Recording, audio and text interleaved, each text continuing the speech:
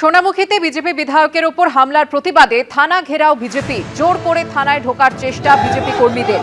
পুলিশের সাথে ধাক্কাধাক্কিতে তুমুল উত্তেজনা। বিজেপি কর্মীরা সোনামুখী শহরে মিছিল করে থানা চত্বরে গিয়ে জোর করে থানায় ঢোকার চেষ্টা করলে পুলিশের সঙ্গে শুরু হয় প্রবল ধাক্কাধাক্কি।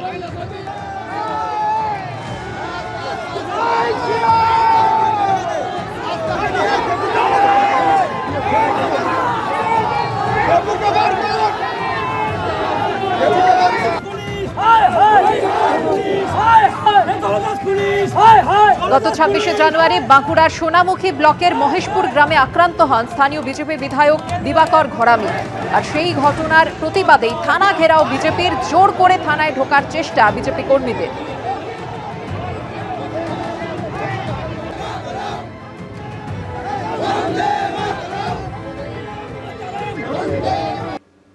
হুগলির পান্ডুয়ায় তৃণমূল নেতার দাদাগিরি। শুনানি কেন্দ্রে গিয়ে আধিকারিকদের হুমকির অভিযোগ, সেই ভিডিও ভাইরাল হয়েছে।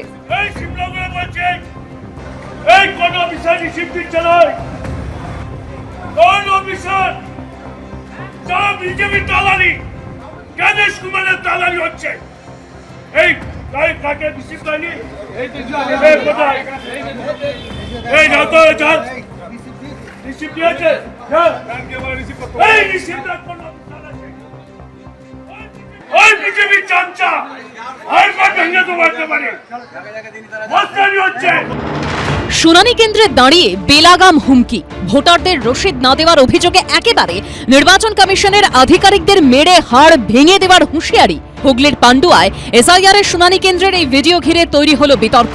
ভিডিওটি সোশ্যাল মিডিয়ায় পোস্ট করেছেন বিরোধী দলনেতা শুভেন্দু অধিকারী।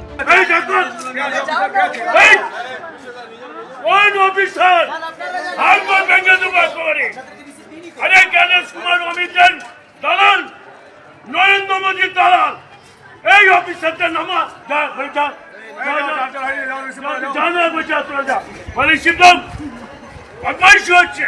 ভিডিওটি পোস্ট করে শুভেন্দু অধিকারী সোশ্যাল মিডিয়ায় লিখেছেন, পান্ডুয়ার তৃণমূল ব্লক সভাপতি সঞ্জয় ঘোষ কিভাবে শান্তিপূর্ণভাবে চলা এসআইআর ব্যাহত করতে চাইছেন। তৃণমূল নেতা সঞ্জয় ঘোষ নির্বাচন কমিশনের আধিকারিককে সরাসরি হুমকি দিচ্ছেন। যেটা করছেন সেটা উনি নিজের সরকারের দিকে আঙুল তুলছেন। 26-এর রাজনীতি চোখে চোখ রেখেই হবে। 26-এর রাজনীতিতে ওই চিৎকারে কেউ মাথা গলাবেও না।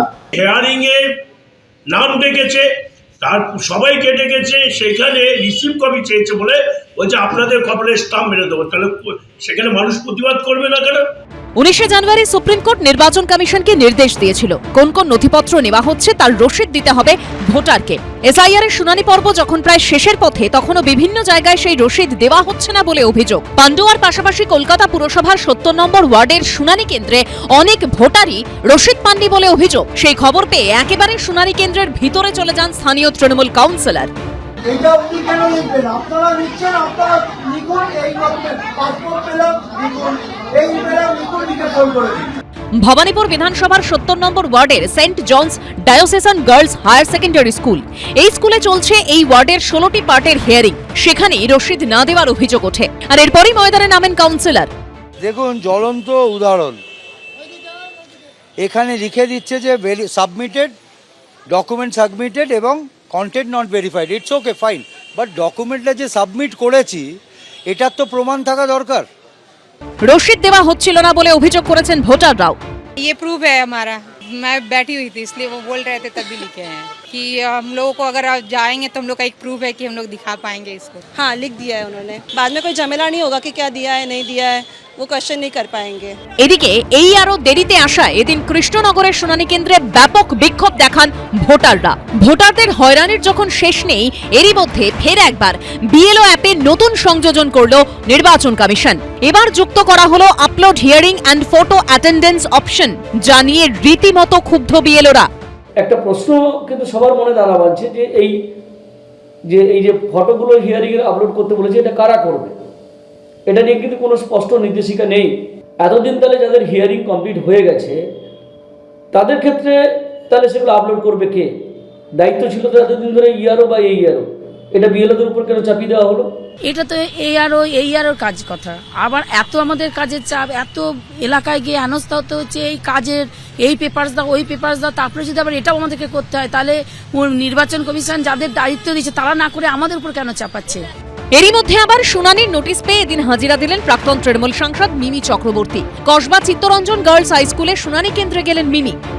বাবার নামের মধ্যে সোমেশ চন্দ্র চক্রবর্তী আছে, because that's the middle name of my grandfather, Shailesh Chandra Chakraborty, আর আমার ডকুমেন্টে সোমেশ চক্রবর্তী আছে। So that was a confusion there, আর ওটা মিটে গেছে, কারণ কি আমার সব ডকুমেন্টে পাপা এখন সোমেশ চক্রবর্তী ইউজ করে, সো ওটাই।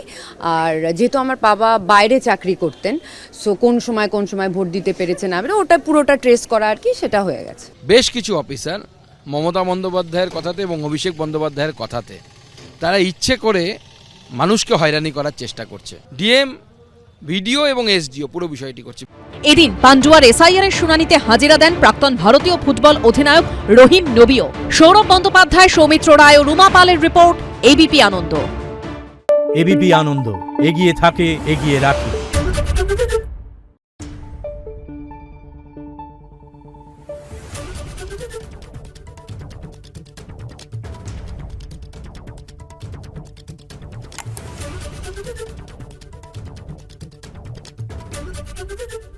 এবিপি আনন্দ, এগিয়ে থাকে, এগিয়ে রাখে।